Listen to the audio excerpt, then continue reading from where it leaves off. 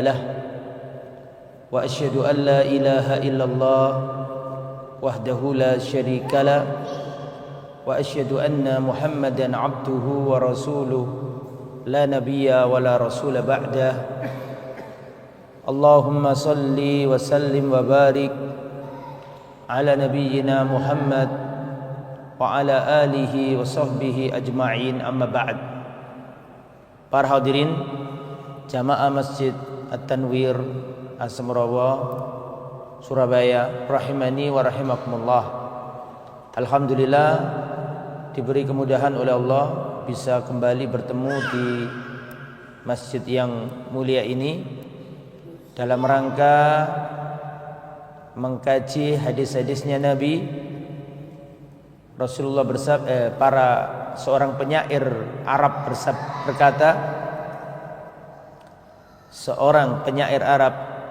berkata, Ahlul hadis humu ahlun nabi. Orang yang mempelajari hadis itu seperti keluarganya Nabi. Wa illam yashabu nafsahu anfasahu sahibu. Meskipun mereka tidak berteman dengan jasadnya Nabi, tapi mereka berteman dengan setiap hembusan nafas Nabi, untaian ucapannya Nabi. Maka kalau kita mau duduk belajar hadisnya Nabi, kita ini seperti keluarganya Nabi. Dan insya Allah ini adalah pertemuan pertama karena kitab Minhaj Al-Firqatin Najiyah telah selesai. Sekarang kita ganti kitab baru, yaitu kitab yang berjudul Al-Arba'in atau Arba'ina Hadisan Fit Tarbiyah wal Manhaj. 40 hadis seputar tarbiyah, pendidikan, wal manhaj, seputar tarbiyah dan manhaj. Dan ini adalah pertemuan pertama. Kita mulai dari hadis yang pertama. Al-hadisul awal, hadis yang pertama. An Umar ibn al-Khattab radhiyallahu anhu. An Umar ibn al-Khattab radhiyallahu ta'ala anhu. Dari sahabat Nabi yang mulia Umar bin Khattab. Semoga Allah meridhai beliau.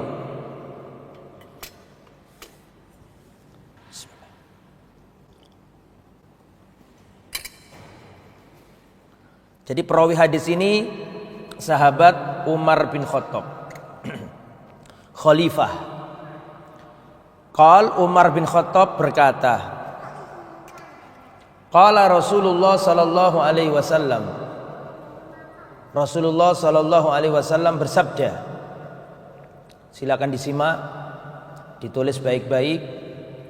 Nanti akan kita keluarkan pelajaran-pelajaran penting, faedah-faedah, ibrah-ibrah yang bisa kita ambil dari hadis yang mulia ini. An Umar bin Khattab radhiyallahu taala anhu, dari Umar bin Khattab semoga Allah meridhai beliau. Qal, beliau berkata, qala Rasulullah sallallahu alaihi wasallam, Rasulullah bersabda, innamal a'malu binniyati. Sesungguhnya amalan itu tergantung niatnya. Innamal a'malu binniyat. Sesungguhnya amalan itu tergantung niatnya. Wa innama likulli imri'in ma nawa. Dan setiap orang akan dibalas berdasarkan apa yang dia niatkan. Faman kanat hijratuhu ilallahi wa rasulihi fahijratuhu ilallahi wa rasulihi. Barang siapa yang hijrahnya kepada Allah dan Rasulnya, maka hijrahnya kepada Allah dan Rasulnya. Faman kanat hijratuhu lidunya yusibuha. Tapi orang yang hijrahnya untuk dunia yang dia inginkan, awimra'antin yang kihuha, atau wanita yang dia ingin nikahi, fahijratuhu ila ma hajara ilaih, maka hijrahnya sesuai dengan apa yang diniatkannya. Hadis riwayat Imam Bukhari dan Imam Muslim. Saya ulangi, perhatikan baik-baik. Innamal a'malu binniyat. Sesungguhnya amalan hanyalah sesuai dengan niatnya. Wa innamal likulli imri'in ma nawa, dan sesungguhnya setiap orang dibalas sesuai dengan apa yang ia niatkan. Faman kana hijratuhu ila Allahi wa rasulihi fahijratuhu ila ma ila Allahi wa rasulihi. Kalau hijrahnya karena Allah dan Rasul, kepada Allah dan Rasulnya, maka hijrahnya ditulis oleh Allah kepada Allah dan Rasulnya. Tapi kalau hijrahnya untuk dunia yang ingin dicapai atau wanita yang ingin dinikahi, maka hijrahnya sesuai dengan niatnya. Rawahu Bukhari Muslim. Jadi orang hijrah itu macam-macam. Ada hijrah dari Mekah ke Madinah niat mengikuti agama Allah, ada niatnya untuk cari dunia.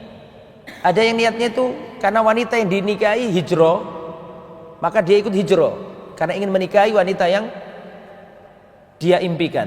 Macam-macam niatnya, maka dibalas sesuai dengan niatnya. Ya, hadis ini ya jamaah, hadis yang sangat agung. Hadis ini memiliki kedudukan yang luar biasa. Pertama, apa kedudukan hadis ini?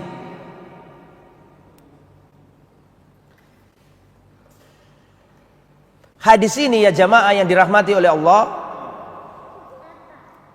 merupakan pondasinya Islam. Hadis ini merupakan pondasinya Islam.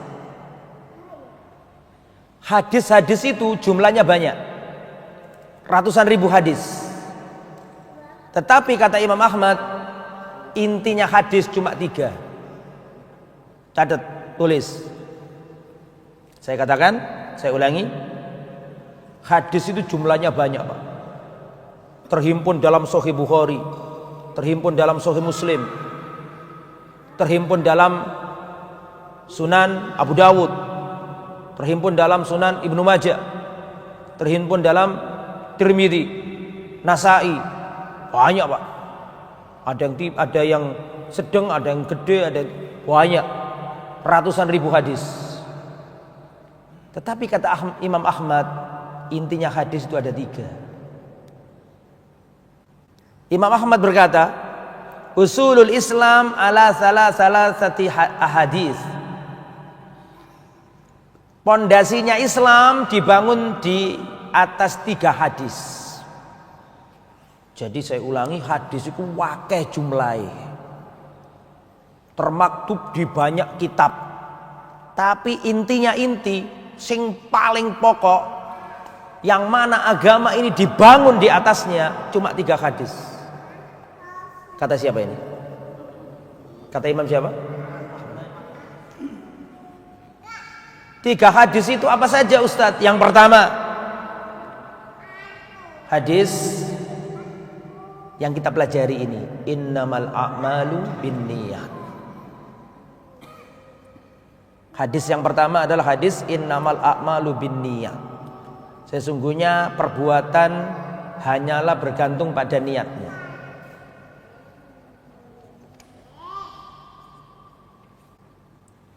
Hadis yang kedua, hadis yang berbunyi, man ahdasa fi amrina hadza ma laisa minhu fahuwa raddun. Man amila amalan laisa alai amruna fahuwa raddun. Barang siapa beramal dalam agama tidak sesuai perintah Nabi, maka tertolak. Ini pondasi yang nomor berapa? 2. Pondasi yang nomor 3, hadis yang berbunyi al halalu bayyin wal haramu bayyin wa bainahuma umurun mustabihat. Yang halal itu jelas, yang haram itu jelas. Adapun yang tengah-tengah di antara keduanya adalah perkara yang samar. Itu, Pak. Jadi Islam ini dibangun di atas 3 dasar. Pertama, innamal a'malu binniyat, ini pondasi hati.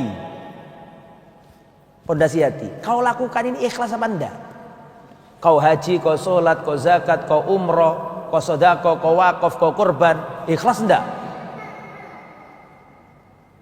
Maka dikatakan pondasi yang pertama adalah hadis innamal a'malu binniyat, karena ini untuk parameter amalan hati. Untuk apa kamu beribadah? Niatnya. Ini adalah parameter amalan hati. Adapun hadis yang nomor 2 itu parameter amalan dohir. Man amila amalan laisa alaihi amruna fawaradun. Barang siapa beramal tidak sesuai perintah Nabi, tertolak. Maka untuk memastikan amalanmu itu sesuai Nabi apa enggak? Kalau yang pertama kan ikhlas apa enggak? Innamal a'malu binniyat tadi itu untuk memastikan amalan itu ikhlas apa enggak. Adapun hadis yang kedua apa tadi? Man amila amalan atau man ahdatsa fi amrina hadza, ini untuk memastikan amalnya ini sesuai perintah Nabi apa tidak. Sesuai aturan Nabi apa tidak. Adapun hadis yang nomor 3 itu tentang halal haram. Hadis yang nomor 3 tentang hukum-hukum tentang halal dan haram. Ini menurut Imam siapa? Imam Ahmad. Jadi menurut Imam Ahmad bin Hambal, hadis itu sangat banyak, tetapi intinya yang menjadi pondasi agama cuma 3. Pertama, hadis innamal a'malu binniyat sebagai landasan amalan batin, amalan hati. Yang nomor 2, man amila amalan laisa alaihi amruna fawaradun sebagai landasan amalan apa? Halo? Lahir. Rukuk, sujud, teknis pelaksanaannya ini sesuai Nabi apa enggak? Adapun yang nomor 3 adalah hadis yang berbunyi al halal bayyin wal haram bayyin. 3-tiganya hadis ini ada di kitab apa? Arba'in Nawawi. 3-tiganya ada di kitab Arba'in Nawawi. Itu keutamaan hadis ini yang pertama. Yang nomor 2, keutamaan hadis ini. Yang jadi apa poin yang pertama tadi coba? Keutamaan hadis innamal a'malu binniyat yang pertama apa? Sampeyan tulis apa? Hadis ini adalah pondasinya agama. Wis, itu toh. Terus penjelasannya ucapan Imam Ahmad. Saya ulangi biar nggak bingung. Yang nulis dirapikan. Kita belajar hadis yang berbunyi innamal a'malu binniyat. Sebelum saya jabarkan hadis ini, kan kita harus tahu keutamaannya dulu toh. Keutamaan hadis ini yang pertama, hadis ini adalah pondasinya untuk ibu-ibu ada di sebelah masjid sebelah kiri. Untuk ibu-ibu di masjid yang sebelah kiri. Tidak apa-apa, aman. Kiri itu mana? Sudah benar ya saya ngomongnya kiri ya? Ya, sebelah kiri masjid. Atau selatan, di sebelah selatan untuk ibu-ibu. Tidak apa-apa, Pak. Oke, sampai mana? Sampai ibu-ibu ya? Jadi saya ulangi, hadis innamal a'malu binniyat sudah saya bacakan, sudah saya terjemahkan. Sebelum saya jabarkan, kita harus tahu dulu keutamaannya, betul? Apa keutamaannya? Keutamaan yang nomor pertama, hadis ini adalah pondasinya Islam, pondasinya agama. Diambil dari mana Ustadz? Diambil dari ucapannya Imam Ahmad bahwa hadis itu ada banyak, tapi yang membangun agama ini intinya ada berapa? 3. Hadis yang kita pelajari innamal a'malu binniyat. Yang kedua hadis yang berbunyi apa? Man amila amalan laisa ali amruna fawaradun. Yang ketiga al halalu bayyin wal haramu bayyin. Oke, jelas ya? Sekarang keutamaan hadis ini yang nomor 2. Hadis ini merupakan sepertiga ilmu Islam. Ilmu Islam itu banyak, tapi sepertiganya ada di hadis ini. Ini diambil dari ucapannya Imam Syafi'i. Imam Asy-Syafi'i rahimahullah berkata, hadzal hadis thuluthul ilmi. Hadis ini sepertiga ilmu agama.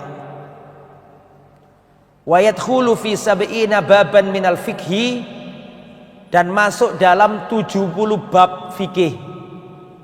70 bab fikih. Kenapa? Karena intinya ibadah itu kan kudu ono niate.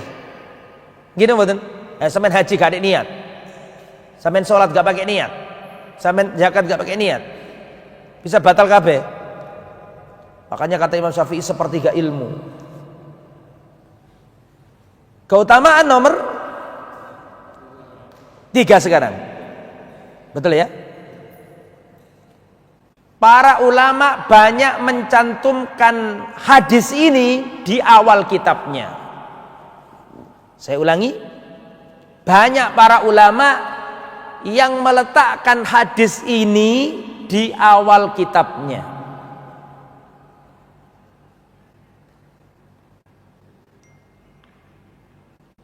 Sampai-sampai Al-Imam Abdurrahman bin Mahdi berkata, man arada an yusannifa kitaban falyabda bi hadis innamal a'malu binniyat. Barang siapa menulis karya ilmiah, menulis buku, menulis kitab, hendaknya dia meletakkan hadis innamal a'malu binniyat di awal kitabnya. Bahkan ada ulama yang mengatakan law sannaftu kitaban, seandainya aku membuat kitab, la ja'altu hadis innamal a'malu binniyat inda kulli babin. Seandainya aku membuat kitab, niscaya aku jadikan hadis innamal a'malu binniyat pada permulaan bab. Bab pertama innamal a'malu binniyat, bab kedua permulaannya innamal a'malu binniyat, bab ketiga selagi-lagi innamal a'malu binniyat, untuk mengingatkan agar tetap ikhlas. Dan siapa saja ulama yang menaruh hadis ini di awal kitabnya banyak. Imam Nawawi punya kitab Arba'in Nawawi, meletakkan hadis ini di awal kitabnya. Imam Ibnu Rajab Al-Hambali punya kitab Jami'ul Ulum wal Hikam, beliau meletakkan hadis ini di awal kitabnya. Al-Imam Al-Baghawi punya kitab Syarhus Sunnah, maka beliau meletakkan hadis ini innamal a'malu binniyat di awal kitab. Imam Al-Baghawi punya kitab yang lain Mashabihus Sunnah, beliau meletakkan hadis innamal a'malu binniyat di awal kitab. Imam Al-Bukhari dalam kitabnya Sahih Bukhari meletakkan hadis innamal a'malu binniyat di awal kitab. Imam As-Suyuti dalam kitabnya Al-Jami'us Shaghir, beliau meletakkan Al-Jami'us Shaghir, beliau meletakkan hadis innamal a'malu binniyat di awal kitab. Imam Abdul Ghani Al-Maqdisi dalam kitabnya Umdatul Ahkam, beliau meletakkan hadis ini di awal kitab. Bisa dipahami kira-kira? Jadi yang nomor berapa ini? Nomor 3. Para ulama meletakkan hadis ini di awal kitabnya. Imam Al-Baghawi dalam kitabnya apa tadi? Syarhus Sunnah. Imam Nawawi dalam kitabnya apa? Arba'in Nawawi. Imam Ibnu Rajab Al-Hambali dalam kitabnya Al-Jami'ul Ulum wal Hikam di awal kali. Imam Bukhari dalam kitab Sahih Bukhari meletakkan di awal kitabnya. Imam As-Suyuti meletakkan di awal kitabnya. Kemudian Imam Al-Maqdisi dalam kitabnya Umdatul Ahkam ditaruh di awal kitabnya. Berarti apa maksudnya? Hadis ini sangat apa? Penting, itu maksud saya. Oke Pak, kita sekarang pelajari nih. Itu tadi keutamaan. Sekarang apa saja yang bisa dipetik dari hadis ini? Hadis ini memiliki banyak pelajaran. Pelajaran pertama, atau sebelumnya, jangan ditulis dulu. Kurang 1, keutamaan nomor berapa? Nomor 4. Hadis ini menjadi dalil dari kaidah yang sudah mapan. Ada kaidah fikih yang sudah mapan, yaitu kaidah fikih yang berbunyi al-umuru bimaqasidiha. Perkara-perkara itu sesuai dengan maksud tujuannya. Itu diambil dari dalil innamal a'malu binniyat. Saya ulangi, nomor 4 ini enggak semua orang paham ya, tapi ini kan pembahasan ilmiah, jadi harus ditulis. Keutamaan nomor 4, hadis innamal a'malu binniyat menjadi landasan dari kaidah fikih yang sangat terkenal yang berbunyi al-umuru bimaqasidiha. Perkara-perkara itu sesuai dengan maksud tujuannya. Kaidah ini ya diambil dari innamal a'malu binniyat. Contoh. Lihat saya, perhatikan saya. Saya beli sesuatu di toko, uang saya kurang, dan saya nggak bawa uang cash. Terus saya punya jam tangan. Pak, ini gimana Pak? Ini uang saya kurang, tapi saya butuh sekarang. Pak, sekarang saya nggak bawa ATM, nggak bawa uang cash. Ini gimana Pak? Kalau jam tangan saya ini harganya sekian, tak kasihkan jenengan. Ya sudah Mas, nggak apa-apa. Sini jam tangannya kasihkan saya aja. Oke Pak ya, tak kasihkan Pak ya, sebagai itu Pak ya. Oke. Lafadznya apa? Saya kasihkan. Betul? Halo. Kasihkan itu dalam bahasa fikih kan hibah. Betul apa enggak? Mengasihkan kan hibah, tak kei. Tapi lafadz ini enggak dianggap. Yang dianggap maksudnya adalah jual beli. Halo. Berdasarkan kaidah al-umuru bimaqasidiha, perkara itu dilihat tujuannya. Diambil dari hadis Nabi innamal a'malu binniyat. Sudah paham sekarang? Sudah paham? Contoh, tempat penitipan sepeda. Penitipan itu dalam bahasa fikihnya wadi'ah. Wadi'ah itu nitip barang. Dalam bahasa fikih wadi'ah itu nggak ada upah, nggak ada jasa, nggak ada ngekei, nggak ada. Ustadz, aku titip barang saya ya, itu wadi'ah. Jadi titipan dalam bahasa fikih itu apa tadi?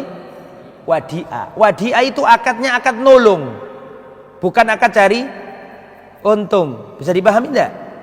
Nah sekarang ada tulisan penitipan sepeda. Terus sampean nitip no barang sampean sepeda motor, sampean ketika mulai njupuk motore sampean ditarik. Pak, mana Pak uang nitip no duit? Lu pas sampean ngerti fikih enggak? Menurut fikih wadi'ah itu akad nolong. Kok njaluk duit sampean iki? Maka tulisan penitipan atau ungkapan Pak aku nitip sepeda itu enggak dianggap. Yang dianggap tujuannya jasa. Halo. Bisa dipahami? Nah, sehingga saya ulangi lagi, hadis innamal a'malu binniyat menjadi apa tadi? Landasan dari kaidah yang sudah mapan. Apa kaidah yang sudah mapan tadi? Al-umuru bimaqasidiha, perkara itu dilihat maksud dan tujuannya. Jelas ya jemaah? Oke. Jadi keutamaan ada berapa tadi? 4. Sekarang pelajarannya Pak. Kita mulai. Pelajaran pertama,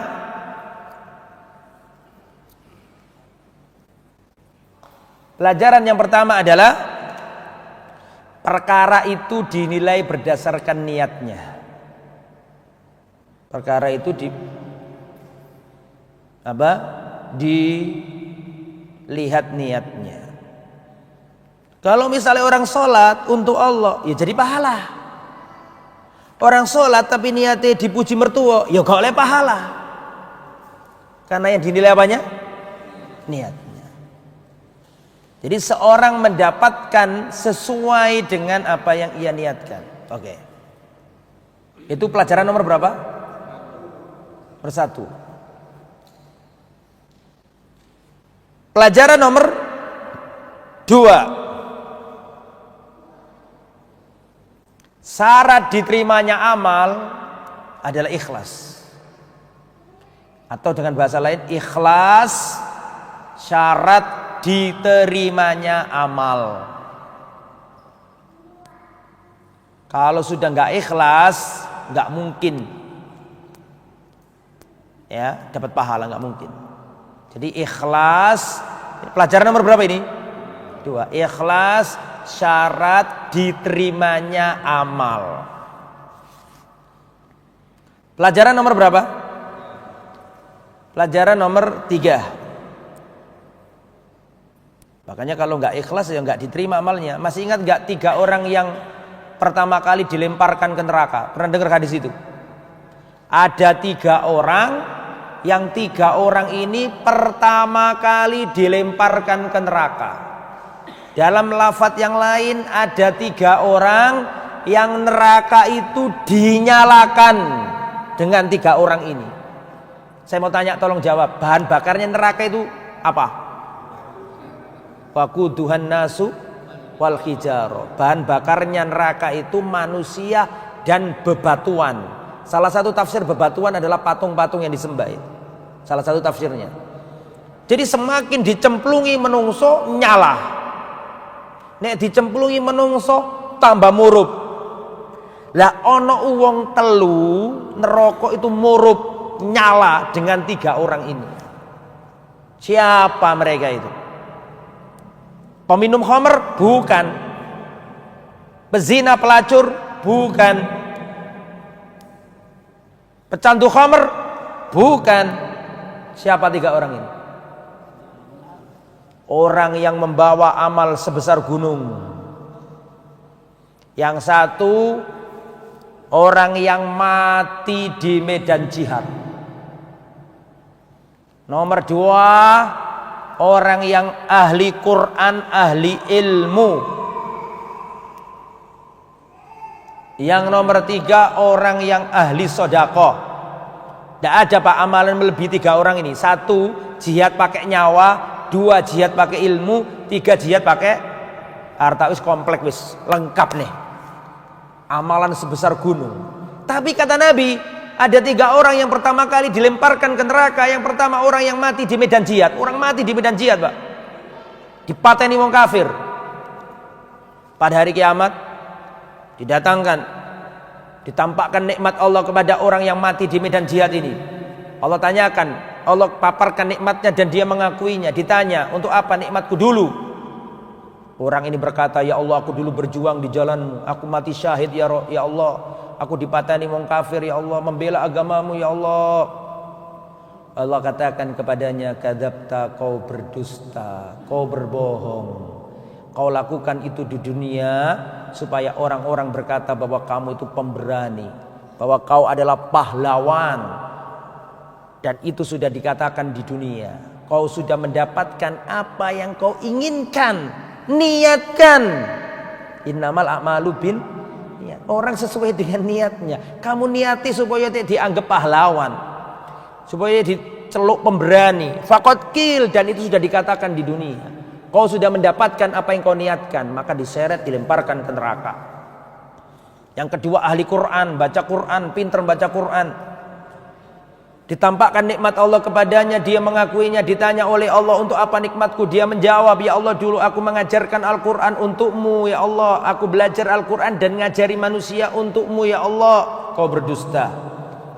Kau lakukan itu. Ibu-ibu di sebelah kiri ya, silakan kalau mau masuk di sebelah kiri masjid. Sampai mana tadi?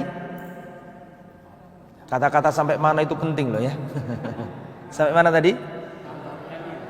Ahli Quran. Allah katakan, kau berdusta. Kau dulu belajar mengajari manusia supaya dikatakan bahwa kau adalah qari, si ahli Quran, orang yang berilmu. Sudah dikatakan di dunia, kau sudah mendapatkan seperti yang kamu inginkan, kamu niatkan. Fasuhiba ala wajhihi, diseret di atas wajahnya, dilemparkan ke neraka. Yang nomor 3 ahli sedekah, ditampakkan nikmatnya, dia mengakuinya, ditanya Allah untuk apa nikmatku dulu, dia menjawab untuk bersedekah di jalanmu ya Allah. Kau berdusta, kau lakukan itu dulu supaya kau dikatakan dermawan, dan kau sudah mendapatkannya, kau sudah mendapatkan apa yang kamu niatkan, maka dilemparkan ke neraka. Tuh bahayanya tuh niat tuh. Bahayanya niat tuh. Itu pelajaran nomor berapa? Nomor berapa itu tadi? Nomor 2. Sekarang nomor 3. Niat tanpa amal masih mendapatkan pahala. Tetapi amalan tanpa niat maka gak mungkin dapat pahala. Saya ulangi ya. Niat tanpa amal bisa mendapatkan pahala. Tapi amal tanpa niat tidak mungkin dapat pahala. Bisa dipahami kira-kira? Niat tok gak pakai amal sih mungkin oleh pahala. Tapi ini amalan gono niati gak mungkin oleh pahala. Contoh, orang sudah yakin 100% niat sholat malam. Dia sudah azam, ya Allah bangunkan aku tengah malam, aku ingin sholat menghadapmu ya Allah. Bablas pak sampai subuh, ketiduran. Dapat pahala enggak? Tolong sampean jawab, oleh pahala enggak? Dapat. Niat tanpa amalan suatu saat dapat pahala. Tapi ini amalan tok, niatnya salah, enggak mungkin oleh pahala. Sholat malam soalnya mertua nyindir terus sih. Sholat malam ngono lho, mosok wong kok gak sholat malam. Akhirnya tengah malam dibangunkan mertuanya. Terpaksa. Aslinya ngerundel hati ini, gak niat blas gitu. Pokoknya paling enggak lah ngetok mertua ngono. Oleh pahala enggak? Meskipun beramal, enggak oleh pahala. Makanya para ulama mengatakan ta'allamu an-niyya fa innaha ablagh minal amal. Belajarlah berniat sebelum beramal, karena niat itu lebih sempurna dari sekedar amal. Jenengan niat sholat sunnah qobliyah, sudah mau sholat ternyata perut sakit pak, ke kamar mandi balik-balik sudah komat, dapat pahala nggak sampai? Pahala. Pentingnya niat di sini nih. Ya, jadi pelajaran nomor berapa ini? 3. Niat tanpa amal masih mungkin dapat pahala. Tapi ini amal niatnya salah pasti gak oleh pahala. Nah perhatikan, niat itu fungsinya ada 3. Sama tulis gitu. Ini pelajaran nomor berapa? Kita jadikan nomor 4 aja ya, nomor 4 sekarang. Pelajaran nomor 4. Niat itu ada berapa fungsinya? 3. Fungsi niat ada 3. Yang pertama, fungsi niat ada 3 pak. Yang pertama, fungsi niat yang pertama untuk membedakan antara ibadah dengan adah. Apa artinya adah? Kebiasaan. Adat kebiasaan. Jadi bahasa Indonesia kan adat istiadat, adat kebiasaan. Adat itu sendiri artinya kebiasaan. Tapi sama orang Indonesia ini sudah menjadi adat kebiasaan. Loh, padahal adat sendiri itu artinya sudah apa? Kebiasaan. Jadi apa fungsinya niat? Jawaban yang pertama untuk membedakan antara ibadat dengan adat. Adat itu apa tadi? Kebiasaan. Perhatikan saya. Seorang mandi besar hari Jumat. Yang satu niatnya ya karena hari Jumat, sholat Jumat mandi besar. Yang satu niatnya ya waktunya keramas, gatel kepalanya ini, maka dia butuh keramas. Jelas.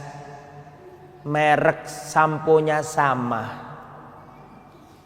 tempat kamar mandinya sama, airnya sama.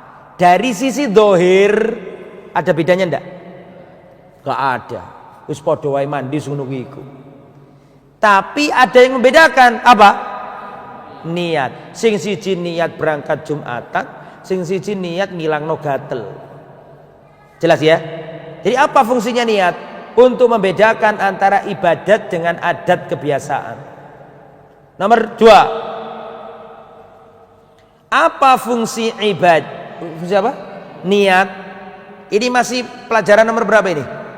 4. Apa fungsi niat yang nomor 2? Fungsinya niat yang nomor 2 adalah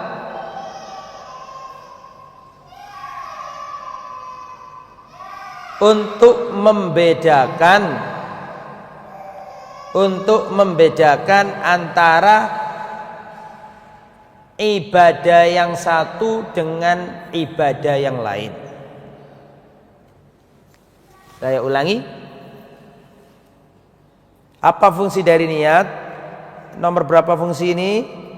Nomor 2. Fungsi dari niat yang nomor 2 adalah untuk membedakan antara ibadah yang satu dengan ibadah yang lain.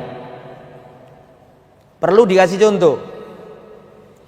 Seorang ibu berniat untuk membayar utang Ramadan, mengqadha utang puasa Ramadan karena haid, karena sakit atau safar misalnya.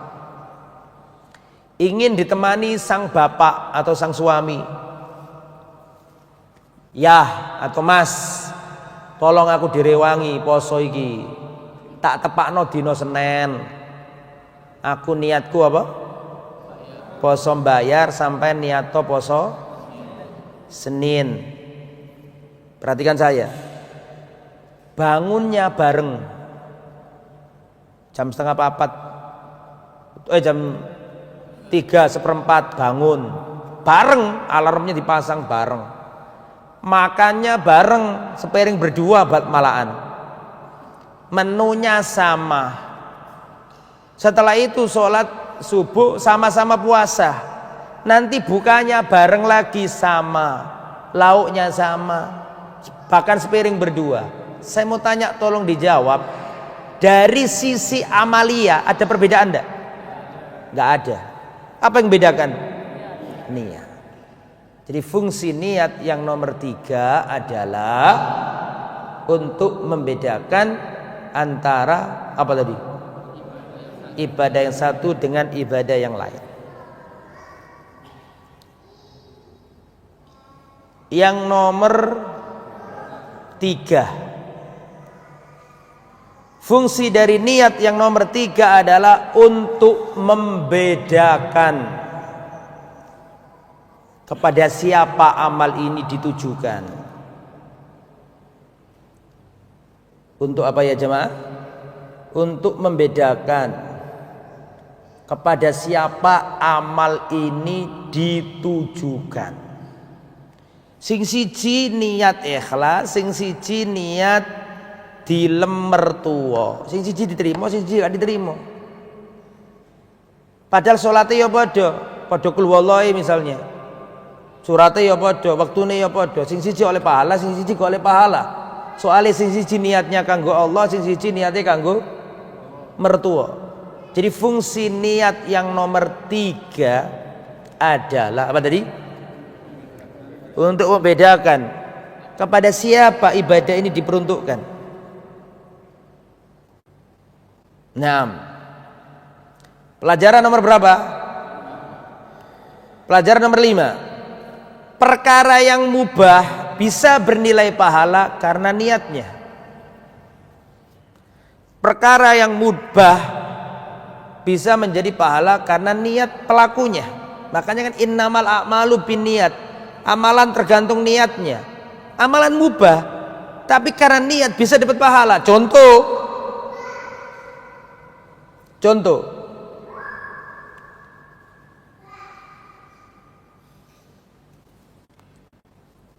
Misalnya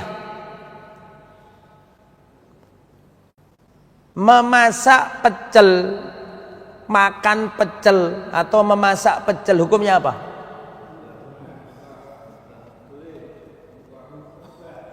Nek sunan didalili Rasulullah makan pecel kan. Hukumnya apa? Mubah. Wis mubah ngono wae, yo golek pahala apa-apa. Tapi berhubung sing ngongkon bojone lanang, mah tolong menesuk masakno pecel. Asli ini masakan hukumnya mubah, betul? Tapi berhubung ini nyenengno suami, kan ngoten to iki. Wis niatno nyenengno bojo lah iki. Oleh pahala ndak? Dapat pahala. Meskipun aslinya amalan apa? Mubah, tapi karena niatnya nyenengno wong lanang oleh pahala. Nah itu, innamal a'malu binniyat. Terus nomor berapa? Pelajaran nomor 6. Masalah penggabungan niat. Nomor 6 ini, bagaimana kalau amal kecampuran niat? Sah apa enggak? Jadi nomor 6 ini perincian, ada perinciannya. Saya ulangi.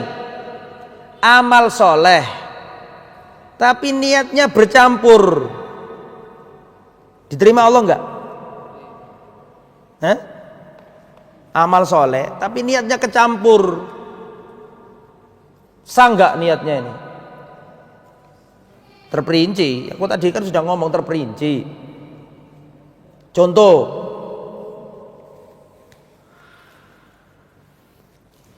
amalan, jadi seorang berniat terus muncul riak di tengah-tengah atau sebaliknya. Lah, amalan yang niatnya pertama ikhlas terus tercampur riak, ini batal apa enggak? Dalam hal ini ada perincian. Perincian pertama atau perinciannya adalah amalan itu ada dua. Amalan yang merupakan satu kesatuan seperti sholat, itu satu kesatuan. Dari takbiratul ihram sampai apa? Salam, satu kesatuan. Ada amalan yang tidak satu kesatuan, seperti dia bersedekah. Dia sedekah ke orang A, setelah itu sedekah lagi ke orang B. Ini kan berbeda sudah. Bisa dipahami ya? Oke. Sekarang kita masuk ke yang bab sholat dulu. Bab iya, contohnya tadi sholat ya. Yang merupakan apa tadi? Satu rangkaian. Ibadah yang satu rangkaian, mustakil, berdiri sendiri satu rangkaian. Kalau dia pertama kali ikhlas, niat untuk Allah, terus kemasukan riya,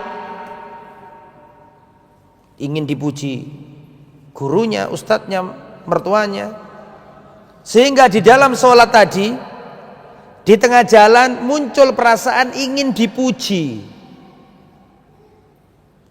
terus sampai ke bawah salam, sampai salam ingin dipuji orang, sholatnya batal apa enggak?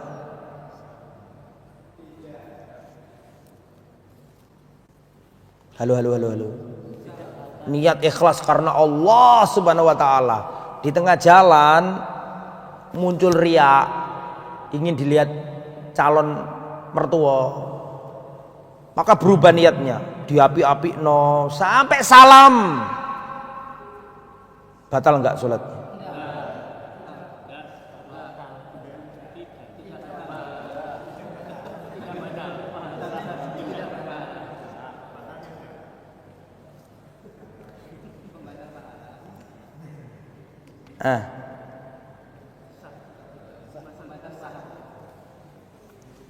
Niatnya berubah kok sah. Niat itu prosedur utama Pak, SOP pertama, nggak boleh hilang. Saya ulangi. Niat ikhlas karena Allah, di tengah jalan ingin dipuji calon mertua biar di ACC nikahnya ini, diapi-api isolati, disuwe-suwe no, sampai salam, sampai ke bawah salam sampai selesai. Sah enggak sholatnya? Batal enggak sholatnya? Batal enggak sah. Gimana usah untuk selain Allah kok sah itu? Heran karo sing jawab sah iki lho, heran aku. Wong salat kanggo sak liyane Allah kok sah. Batal, Pak. Dia bukan untuk Allah, untuk selain Allah kok. Enggak. Hancur sholatnya, batal. Halo? Kok kayak enggak setuju ngono Pak Mul sama.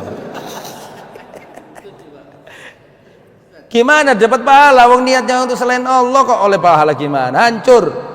Hilang sholatnya ini. Dan tidak cukup batal sholatnya. Saya kasih kaidah. Tadi kaidah terakhir nomor berapa? Kok kaidah, mohon maaf. Pelajaran nomor berapa? Nomor 6 sampai tulis. Jangan yang tadi. Ada yang belum saya sampaikan. Ada kaidah Pak, menjadi pelajaran nomor 6 ya, tulis nomor 6. Setiap ibadah yang tidak ikhlas dosa besar. Saya ulangi. Ini kaidah ini. Kullu amalin bidunil ikhlas kabira min kabairi dzunub. Setiap amal ibadah yang tidak dibarengi niat ikhlas maka dosa besar. Jadi wong ibadah nggak ikhlas itu nggak sekedar gak oleh pahala.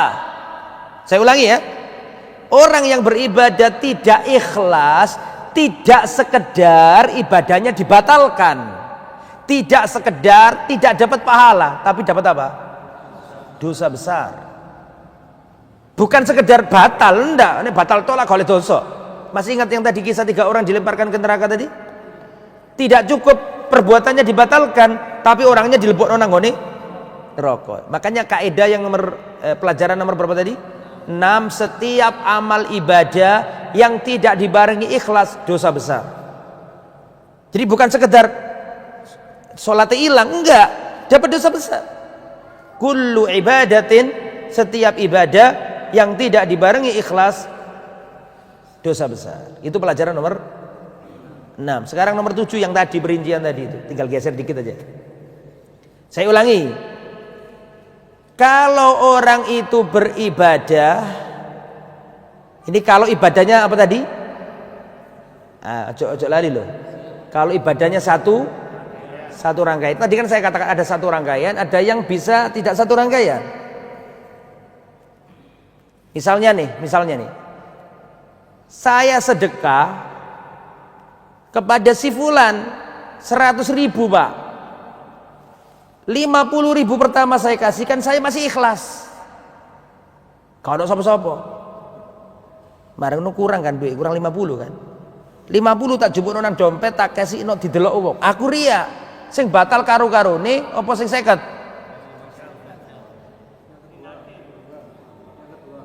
Yang kedua, karena apa? Karena ini amalan bukan satu rangkaian. Itu tadi loh maksud saya. Makanya tadi saya terangkan ada yang satu rangkaian, ada yang nggak satu rangkaian. Bisa dipahami kira-kira? Kalau sedekah bisa dipotong-potong, ini sholat nggak bisa dipotong, Pak. Misalnya saya rukuk tak tinggal dulu makan gitu. Kok habis makan tak lanjutkan? Batal. Tapi ini sedekah bisa nggak? Bisa. Itu maksud saya kayak gitu itu. Nah, sekarang kita bahas yang satu rangkaian. Satu tadi niatnya ikhlas, di tengah jalan jadi ria, sampai ke bawah salam, jelas, deng coret, batal sholatnya itu. Sekarang nomor 2 sekarang. Dia ini ikhlas karena Allah Pak, niat ikhlas karena Allah, di tengah jalan muncul ria, ingin dilem wong. Tapi dia perangi niat ria ini, dia kembalikan ke niat awalnya, akhirnya ikhlas maneh, sampai salam dadi ikhlas. Batal ndak? Lha sing ngomong mek wong telu tok. Sing semangat tapi salah kabeh. Yang nomor 2 ini gimana? Niat ikhlas, dibisi seton ingin dipiji orang. Terus ini tidak benar, dia perangi, dia kembalikan niatnya, ikhlas lagi sampai salam. Sah apa enggak ini? Sah. Nomor 2. Pertama tadi batal, yang nomor 2 sah. Dilihat apa Pak? akhirnya. Sekarang yang ketiga, dia nggak niat sholat, niatnya memang cek dipuji mertua, calon mertua, nggak niat sholat. Allahu Akbar takbiratul ihram gak kanggo Allah blas. Memang gak niat dari awal, tapi berhubung disindiri mertua terus apa aku sholat malam ngono lho. Wong kok gak pernah sholat malam. Akhirnya tengah wengi wong tuane jam 3 tangi. Akhirnya kan gak enak menantune, mertua wis tangi, aku sik ngantuk. Akhirnya pura-pura wudu, terus dia wudune temenan wudune, tapi sholat iki gak karena Allah, karena siapa? Mertua. Karena mertua, Pak.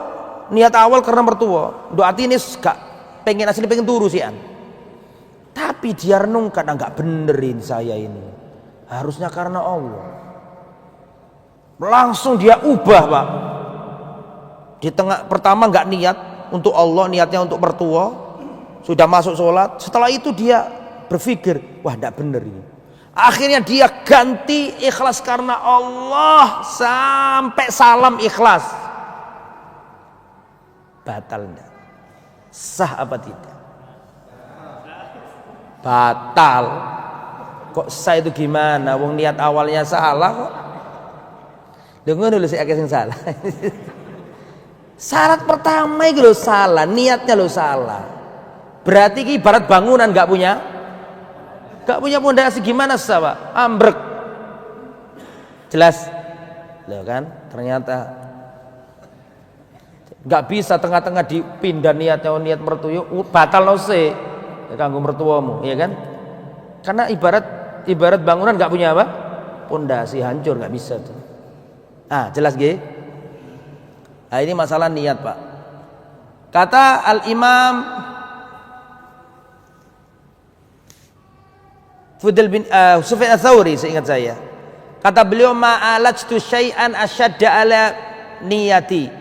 Tidak pernah aku mengobati sesuatu melebihi pengobatanku terhadap hatiku. Fa innaha tataqallabu alayya, karena niat ini selalu berubah-ubah. Saya ulangi, ma'alajtu syai'an asyadda alayya min niyati. Tidak pernah aku mengobati sesuatu melebihi pengobatanku terhadap hatiku. Karena selalu berubah-ubah. Kadang sekarang ikhlas, nanti berubah. Tentang masalah niat ini, Pak, ada ucapan bagus dari seorang ulama yang terkenal, namanya Al-Imam Ibnul Mubarak, Imam Mujahid, Imam Ibnul Mubarak. Beliau berkata, ini perkataan legendaris ini, layak ditulis. Imam Ibnul Mubarak berkata, rubba amalin sohirin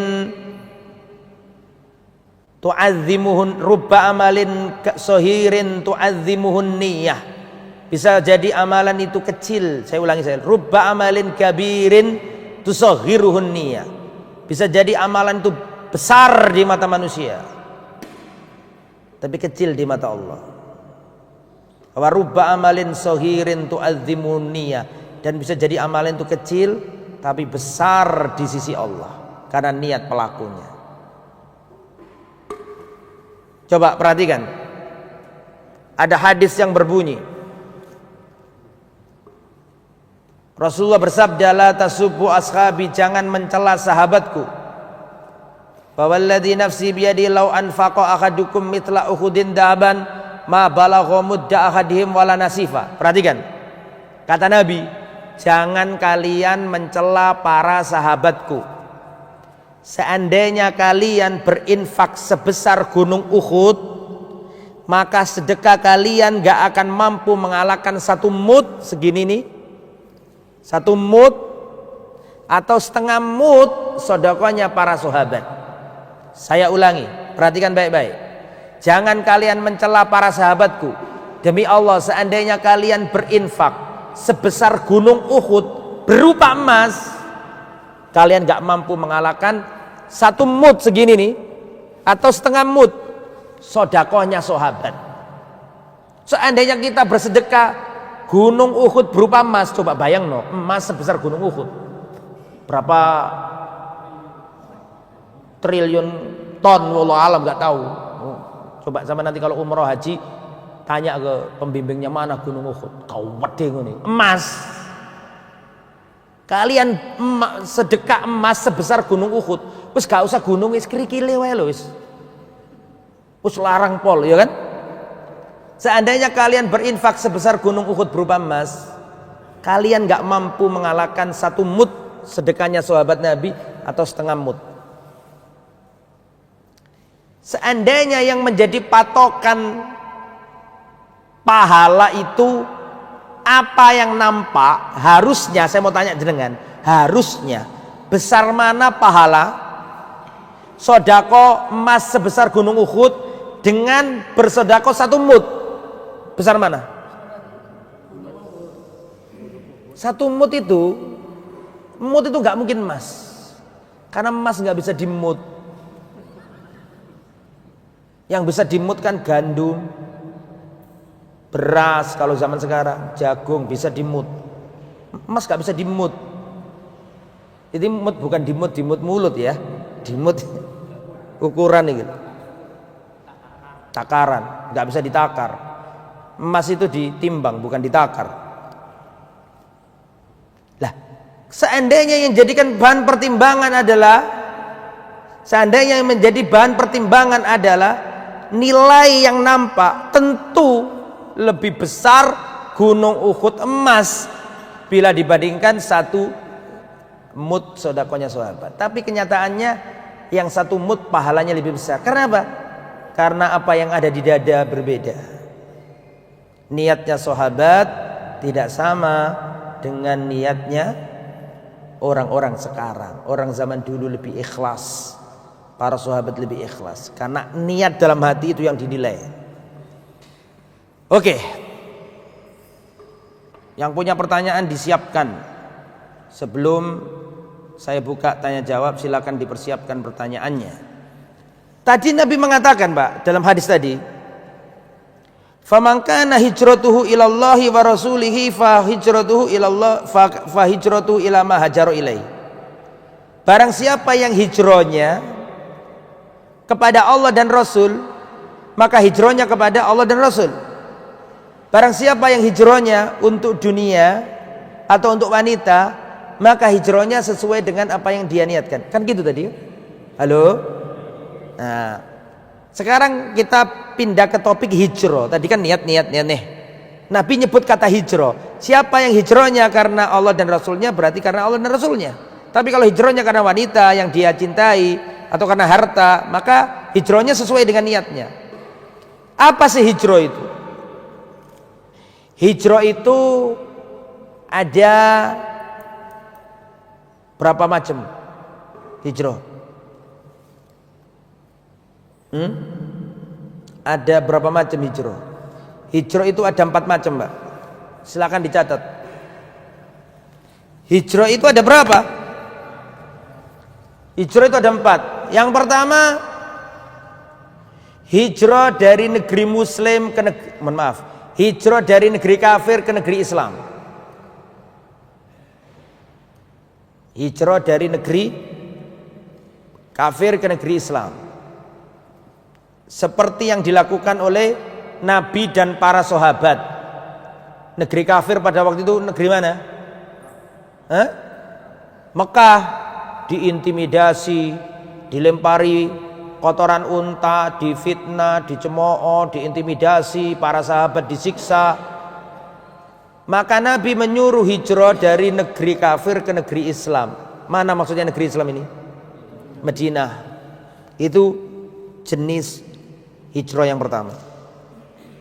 Hijrah dari negeri muslim, dari negeri kafir ke negeri muslim. Hijrah jenis yang kedua. Hijrah jenis yang kedua.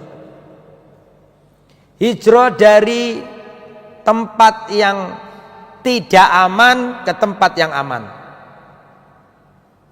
Hijrah ke tempat yang dilanda ketakutan ke negeri yang aman.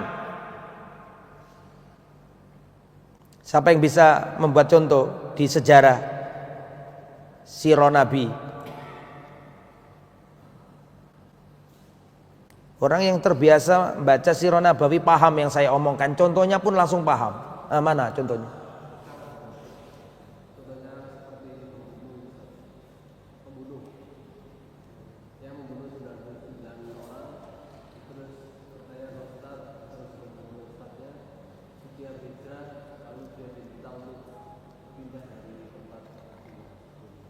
Enggak, di situ enggak ada rasa takut, enggak ada rasa aman. Dalam hijrahnya Nabi Musa masuk. Nabi Musa dikejar-kejar. Nabi Musa pernah nempeleng orang kan, terus mati orangnya, masih ingat dah? Ojo ngomong gak ero lho ya, aku mau cerita niku. Nabi Musa pernah nempeleng orang Kipti mati, dikejar-kejar tentara Fir'aun, hijrah ke negeri Madian, kan gitu kan? Dari negeri tidak aman, khauf, takut, ke negeri aman. Contoh lain nomor 2 apa? Hijrahnya para sahabat Nabi dari Mekah ke Habasyah. Habasyah kan gak Islam juga kan, kafir juga. Tapi masalahnya Mekah gak aman, Habasyah aman. Halo. Bilal dicambuki, dilempari batu para sahabat. Rasulullah dilempari kotoran unta atau jeruannya unta, ditimpakan batu besar, ada yang dibunuh. Maka Nabi nyuruh hijrah ke Habasyah, padahal negeri kafir juga. Tapi masalahnya aman, ada raja yang adil. Nah, ini juga boleh. Ini kategorinya hijrah dari negeri yang ketakutan ke negeri yang aman. Contoh lagi, hijrahnya Nabi Ibrahim. Halo. Nyambung gak ini? Emang kemana ke kemana? Nabi Ibrahim kan diintimidasi sama Namrud, itu hijrah kemana? Ke Palestina dulu baru ke Mesir. Oke, itu nomor 2. Sekarang nomor 3, hijrah dari tempat yang rusak, tempat yang penuh maksiat, hijrah ke tempat yang baik, tempat yang kondusif, tempat orang-orang baik. Ini contohnya yang disebutkan Mas tadi itu. Jadi jenengan salam, sudah benar contohnya, tapi peletakannya aja. Itu contoh yang nomor 3 Mas. Hijrah dari tempat yang rusak ke tempat yang baik. Di antara dalilnya adalah yang seperti jenengan sebutkan tadi, ada orang membunuh 99 nyawa, kan gitu kan? Pengen tobat, datang ke ahli ibadah, bisa nggak saya tobat? Oh nggak bisa, konis mateni 99 kok njaluk tobat, wis gak iso wis awakmu iki. Akhirnya dia mikir, aku pengen dadi wong apik kok gak oleh, pateni bisa nae pengen dadi wong apik kok gak oleh. Maka genaplah berapa? 100. Tapi hati kecilnya itu pengen baik. Hanya dia datang ke ahli ilmu. Yang pertama tadi ahli ibadah tanpa ilmu, yang kedua ahli ilmu. Dikatakan dia ini membunuh 100 nyawa, apakah bisa tobat? Oh bisa. Selama belum waktunya terlarang tobat, selama belum matahari terbit dari barat, sebelum nyawa ada di kerongkongan, bisa. Tapi syarat tinggalkan negerimu yang jelek, hijrahlah ke negeri yang baik. Akhirnya ditinggalkan. Makanya orang kalau mau tobat, di antara yang harus dilakukan adalah harus pindah circle-nya. Komunitasnya harus berubah, Pak. Nek biasanya narkobahan pengen tobat, tinggalkan teman-temanmu itu yang pakai narkoba itu. Kalau enggak gitu enggak akan bisa ente. Terus akan pakai narkoba terus. Tinggalkan teman yang rusak itu. Makanya di sini tinggalkan negerimu yang jelek, hijrahlah ke negeri yang baik, sembahlah Allah bersama orang-orang baik. Akhirnya dia berjalan, Pak, di tengah jalan mati. Datang malaikat azab, datang malaikat rahmat. Malaikat rahmat mengatakan dia ini berhak dapat rahmat karena niat sudah hijrah. Kata malaikat azab, lu nggak bisa, belum sholat, belum apa, mek niat tok kok, mek niat tok. Sesuai materi kita nih. Apa materi kita? Innamal a'malu. Enggak durung apa-apa, durung sholat, durung zakat, durung ibadah. Jare sing malaikat rahmat terus niat wong iki. Wis berangkat, belum sampai ke tempat yang baik, mati di tengah jalan. Malaikat azab berselisih dengan malaikat rahmat. Allah perintahkan malaikat yang lain menjelma jadi anak manusia. Terus ngasih solusi, wis ukurlah jarak dia mati dengan jarak tempat yang jelek, dengan jarak dia mati dengan tempat yang baik. Diukur, maka Allah berfirman memerintahkan tanah tempat dia mati dengan tanah tempat yang rusak. Kata Allah menjauhlah. Akhirnya menjauh. Kemudian tempat dia mati dan tempat tanah yang baik mendekatlah. Setelah diukur ternyata lebih dekat ke tanah yang baik, maka Allah ampuni dosanya. Karena niatnya innamal a'malu binniyat. Sama orang-orang yang gini nih. Saya pernah mentalkin orang, Pak. sudah payah hampir wafat, saya talkin la ilaha illallah. Aku dilokno keluarga, ojo ngono, kedawan awakmu ni. Lho maksudnya sepundi? Ojo la ilaha illallah, kedawan. Kok kuatire kok la ilaha, mati gak cukup umure, tidak ada Tuhan terus mati gimana sampean Mas? Lho padahal Nabi sing ngomong, lakinu mautakum la ilaha illallah. Talkinlah orang yang hampir mati dengan ucapan la ilaha illallah. Saya talkin Pak la ilaha illallah. Ojo ngono kedawan Mas. Terus piye Pak? Ngene wae lho. Allah. Allah. Allah. Ya Nabi sing ngongkon lho Nabi, lakinu mautakum la ilaha illallah. Subhate wong-wong itu kuatir engko la ilaha mati. Tidak ada Tuhan, mati lu. Apa gak murtad iki no? Jawabannya ndak. Innamal a'malu. Masalahnya belum belajar hadis iki wong iku mang. Belum belajar kaidah al umuru bimaqasidiha. Perkara itu sesuai dengan apa? Tujuannya. Nah, sama dengan itu loh, Pak. Wong tukaran karo bojone. Ya. Kan talak itu kan ada talak yang lafadznya jelas. Wis awakmu tak cerai, wis langsung dadi, Pak. Gak didelok niate nek iku. Soale lafadznya jelas. Tapi kalau lafadznya nggak jelas seperti ini. Wis mulya nang wong tuamu ae. Jare bojone sing wedok, kan omahku iki. Lali, sing lanang lali. Gaya niat nyerai ternyata lali, ternyata omahe sing wedok. Nek niat ngono kudu sing gagah, duwe omah dhewe. Wis omah numpang wong wedok mulih nang wong tuwa. Lho iki lho omahku. Itu guyon, Pak. Iki serius sekarang. Nah, kalau ada orang ngomong, "Sudah pulang ke rumah orang tuamu." Ini talak apa enggak? Wis mulya nang wong tuamu. Talak enggak? Ini baru dilihat niatnya. Soalnya lafadznya enggak jelas. Nek maksudnya talak ya jatuh talak. Nek niatnya sekedar ngancam tok cek gak balelo, ya enggak. Jelas nggih? Kembali ke materi. Itu hijrah yang nomor berapa? 3. Sekarang hijrah yang nomor berapa? 4. Hijrah yang nomor 4 itu hijrah ala-ala arek saiki iki lho. Aku hijrah. Nandi mbek nandi awakmu iki hijrah iki. Alhamdulillah Mas, saya sudah hijrah. Melaku nandi nang nandi Mas hijrah.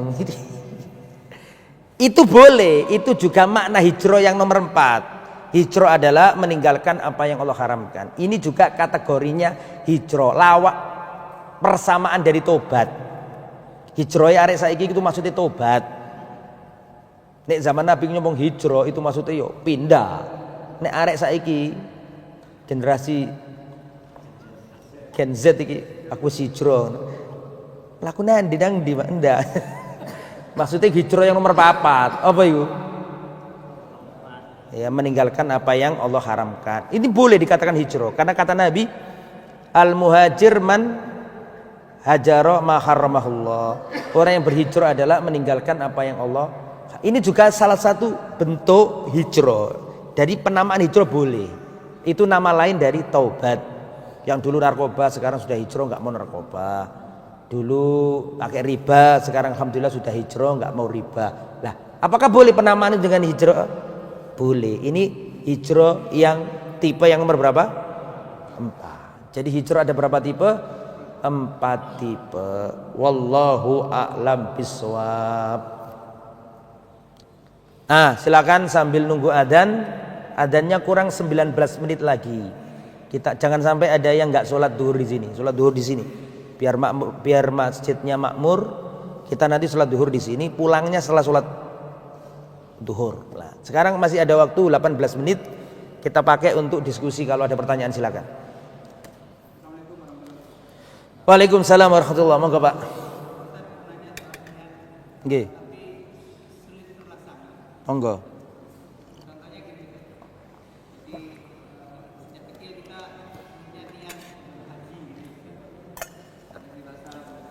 Niat haji nggih.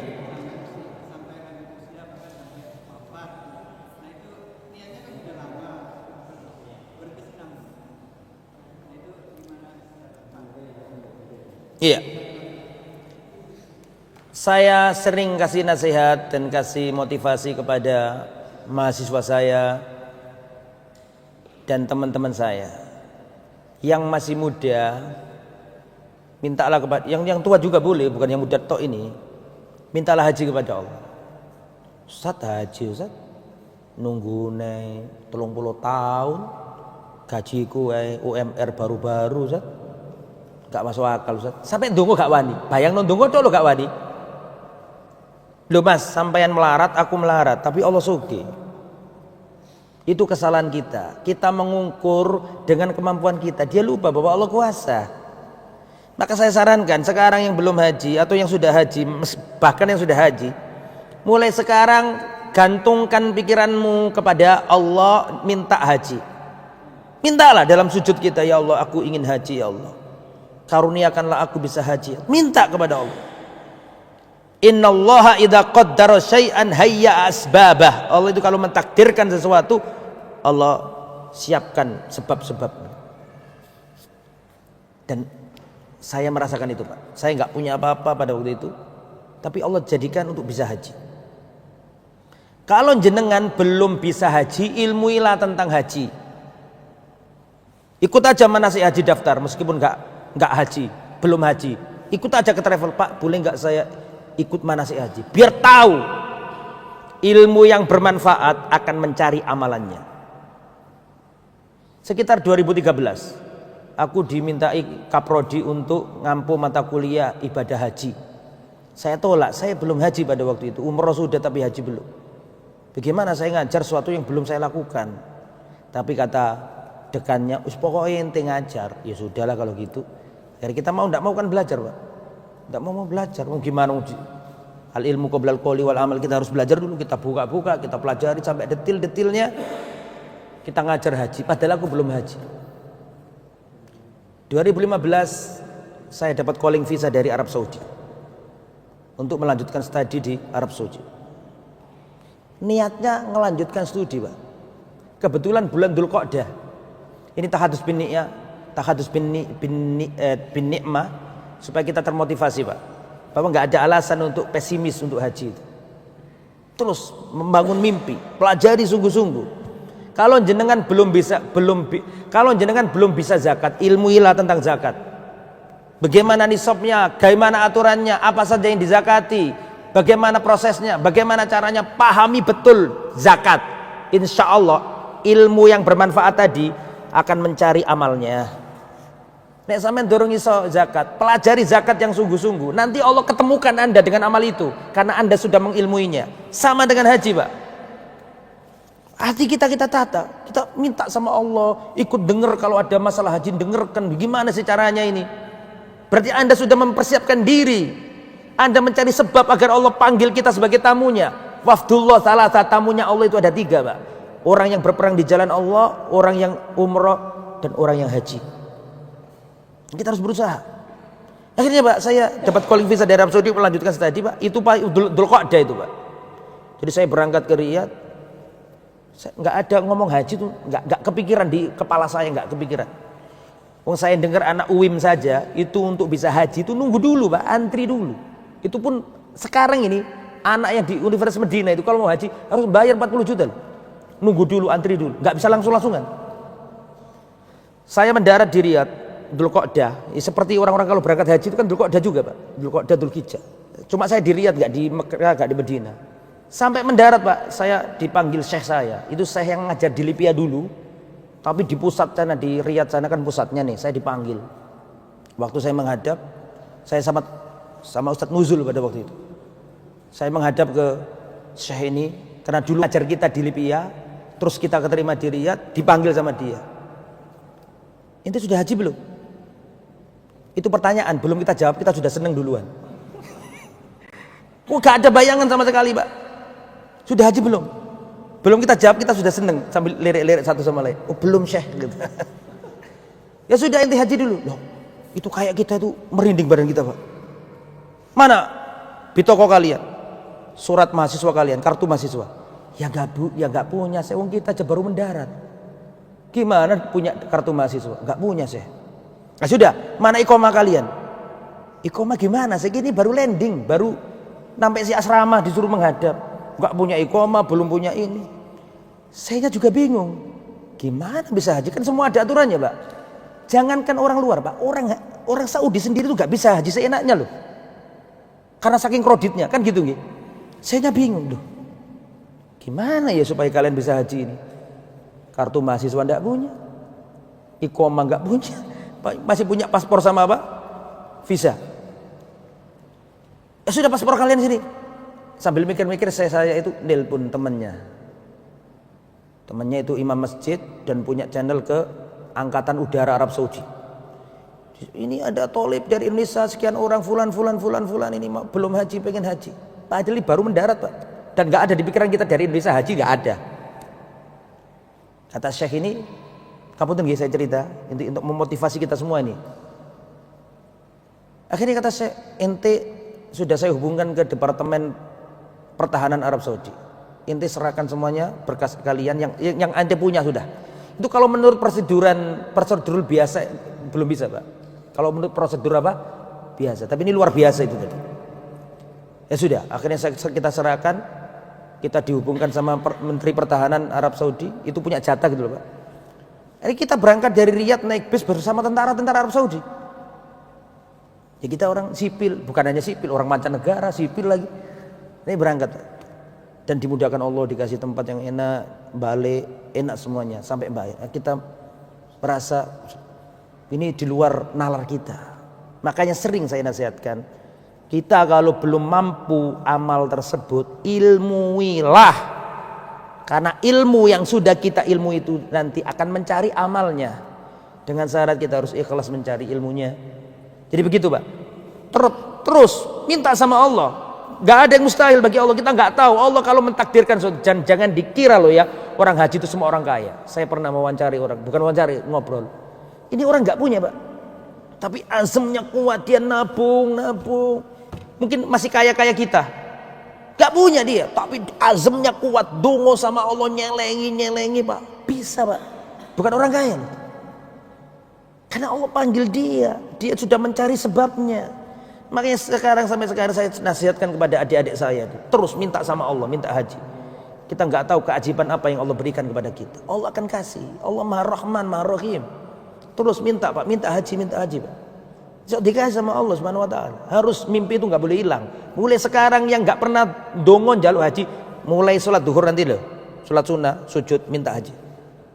Terus dibawa kepala kita ini, Pak, ditaruh di kepala kita, minta haji Allah. Insya Allah dimudahkan Allah. Nek dongon tok durung, yo ado, Pak sian. Dan mulai saiki sampean dongo terus, insya Allah mudah-mudahan Allah beri kemudahan untuk bisa haji. Amin ya rabbal alamin. Pertanyaan sih, kok jawabannya dawa nih. Ngapunten nggih, Pak. Jadi ngoten, Pak, insya Allah nek niati api, Allah mencatat niatnya hamba. Tadi dulu, Pak, hijrah, Pak, durung nglakoni apa-apa. Mati tengah jalan, kan gitu tadi ceritanya. Makanya niat itu penting, Pak. Mulai sekarang niat jaluk haji, minta sama Allah agar Allah mudahkan. Kalaupun kita nggak melaksanakan, mudah-mudahan dicatat sebagai orang yang haji. Amin ya rabbal alamin. Assalamualaikum Ustaz. Waalaikumsalam. Seorang suami berkata pada selingkuhannya, karena istri tidak mau poligami, maka saya akan menceraikan istri. Apakah talak? Fi'ilnya fi'il madhi apa fi'il mudhari'? Kalau kata-kata akan, ya belum. Akan kan bahasanya tadi.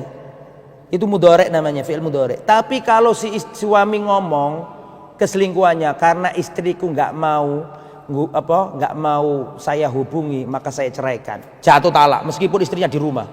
Syarat talak itu nggak harus di depan istri. Suaminya ada di Norwegia, kirim WA. Kamu saya talak, jatuh talak. Atau ngomong ke orang lain, misalnya ngaku bujangan, ngaku sama penduduk setempat, hidup di Sulawesi, kerja di sana, mau nikah lagi, Pak. Ditanya, sampean gak dibojo dah? Aku gak dibojo, aku gak punya suami. Bisa talak loh itu istri di rumah itu. Makanya ojo ngawur, belajar fikih dulu. Cik, nakal tapi rotok pinter didik. Yo gak oleh lah, yo nakal kok pinter didik. Tapi nek gak ngerti ilmu nih, bisa cerai di rumah itu. Lho awakmu dibojo kok ngaku gak dibojo. Atau gini, Oh saya sudah punya istri Pak dulu Pak, tapi sekarang sudah cerai. Jatuh tuh. Meskipun istrinya di rumah nggak diomongi langsung. Hati-hati, ngomong nggak boleh sembarangan. Cerai itu guyonnya dianggap apa? Serius. Nggak bisa guyon cerai itu. Hati-hati ya. Jadi kalau masih masih belum. Kapan ini? Makanya fi'ilnya harus fi'il apa? Fi'il madhi. Terus ojo selingkuh Pak, lapo sih selingkuh bareng itu. Wah, nikah meneh silakan, sing carai sing apik, gak usah selingkuh. Ya, gak usah selingkuh. Bismillahirrahmanirrahim. Ustaz, bagaimana jika kita bersedekah dengan cara menitipkan ke teman? Atau seperti sekarang ini banyak kita jumpai tulisan kalau kita mau sedekah ke pembangunan masjid atau anak yatim, selalu kita dapati pemberitahuan agar kirim WA untuk konfirmasi, padahal kita inginnya sedekah sembunyi-sembunyi. Apakah sedekahnya batal? Enggak. Kalau niatnya ikhlas enggak ngaruh Pak. Bahkan terang-terangan pun belum tentu batal kalau niatnya itu ikhlas. Cuman kalau terang-terangan tuh lebih banyak cobaannya, lebih banyak motivasi nggak ikhlasnya. Cuma kita pas ibadah kok terang-terangan, lo belum tentu lo bisa jadi dia ikhlas. Nggak boleh kita katakan orang yang sedekah terang-terangan tuh wah nggak ikhlas, nggak boleh. Itu amalan hati, kita nggak tahu. Bisa jadi dia ikhlas, ya kan? Jadi itu bukan parameter. Cuman nek sembunyi-sembunyi itu lebih membantu kita untuk lebih ikhlas, gitu loh Pak. Tapi jangan distatementkan kalau orang nek terang-terangan berarti nggak ikhlas, belum tentu juga. Nah, itu kan mungkin faktornya itu biar konfirmasi tersampaikan amanah ini. Ya positif aja, tapi sambil dijaga hati kita, ya. Atau langsung nggak usah konfirmasi, bisa nggak apa-apa. Nek sampai niat gitu kasih itu nggak usah konfirmasi, nggak usah WA, saya bisa juga gitu ya gitu. Tapi seandainya pun dikonfirmasi pun kalau jenengan tetap menjaga niat tidak ada masalah. Assalamualaikum Waalaikumsalam warahmatullahi wabarakatuh. Terkait hijrah nomor 4, bagaimana melakukan hijrah jika terlalu banyak dosa? Hutang riba, selingkuh, maksiat zina, maksiat khomer. Meninggalkan sesuatu itu gampang karena gak butuh biaya, gak butuh effort, gak butuh tenaga. Meninggalkan sesuatu cukup meneng tok, meneng dadi Ustaz. Makanya saya mau tanya jenengan. Besar mana dosanya meninggalkan perintah atau menjalankan larangan? Bingung koyo ya sampean. Bingung koyo ya sampean.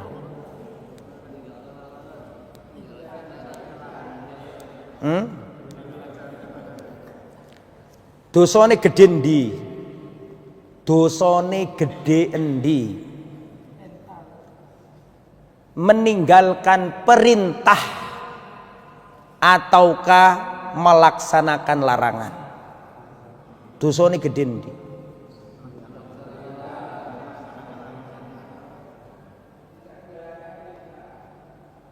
Melaksanakan larangan atau saya masih kok jadi aku sing bingung. Meninggalkan perintah atau melaksanakan larangan? Meninggalkan perintah atau melaksanakan larangan. Perhatikan, ada hadis Nabi, nek diperintah Allah kerjakan, nek dilarang tinggalkan, nek dilarang tinggalkan sama sekali, betul toh? Tapi nek diperintah kerjakan semampumu. Kenapa kok gitu? Karena perintah itu lebih berat Pak. Larangan itu gak butuh apa-apa, cuma ente diam selesai, gak butuh tenaga, gak butuh biaya, ente meneng wes tadi. Apa sulitnya gak sih? Nang tinggal meneng tok kok. Justru zina sing soro, antara duwe, konangan bojo. Makanya saya kok heran dengan pertanyaan ini. Bagaimana hijrahnya Ustadz kalau maksiatnya banyak? Yuk gampang, meneng, gak ngelakoni. Apa? Kok dianggap bingung? Enggak bingung ya. Bagaimana tobatnya Ustadz kalau nanti tadi tulisan kok Melayu tadi? Tuh Pak Mulyo ngono menengai rada jahat. Bagaimana Ustadz hijrahnya kalau dosane akeh? Yo riba, yo selingkuh, yo maksiat, yo khomer. Meninggalkan itu beda dengan melaksanakan. Melaksanakan itu butuh banyak hal, punya tenaga. Orang haji Pak butuh banyak hal, butuh amal, butuh sehat, butuh kuat, butuh biaya, butuh meninggalkan biaya untuk orang ditinggal. Tapi nek gak ngelakoni zina, gak ngetokno apa-apa, Pak. Paham? Makanya kata Nabi, kalau Allah larang, berhenti. Tapi kalau Allah perintahkan, kerjakan semampumu. Itu karena menjalankan perintah lebih berat. Meninggalkan larangan cukup diam, gak butuh apa-apa meninggalkan perintah, meninggalkan larangan. Gitu nggih? Wallahu a'lam. Dikit lagi. Kurang 2 menit. Assalamualaikum warahmatullahi wabarakatuh. Hendak bertanya di luar topik kajian. Monggo. Bagaimana hukumnya seorang istri yang meninggal suaminya ingin keluar kota untuk menjenguk orang tua istri yang lagi sakit? Jika ini masih masa ihdad, nggak boleh keluar rumah. Berarti masa ihdad. Masa ihdad berapa bulan? 4 bulan 10 hari, nggak boleh safar. Wanita yang ditinggal mati nggak boleh keluar rumah safar 4 bulan 10 hari. Arba'at ashuri wa asro. Diam, sabar dulu. Kecuali hal yang darurat. Ya, sabar dulu. Setelah itu baru boleh safar ditemani mahram. Terakhir. Bismillahirrahmanirrahim. Oh sudah tadi ya? Sudah habis. Kurang 1 menit. Jadi kita tutup. Semoga bermanfaat. Monggo kita punya kajian di Masjid Tanwir setiap akad keberapa ini? Keempat. Monggo diajak dulure, adike, anake diajak kita ramaikan masjid, kita makmurkan sekaligus kita sholat duhur di Masjid At-Tanwir. Ya, jangan sungkan untuk ngajak kebaikan. Dulure diajak ngaji dan seterusnya. Semoga apa yang disampaikan bermanfaat. Ngapunten bila ada kata-kata yang kurang berkenan, mohon sampean maafkan. Semoga Allah mengumpulkan kita di surga yang luas. Amin ya rabbal alamin. Kita tutup dengan bacaan kafaratul majlis. Subhanakallahumma wa bihamdika asyhadu an la ilaha illa anta astaghfiruka wa atubu ilaik. Wassalamualaikum warahmatullahi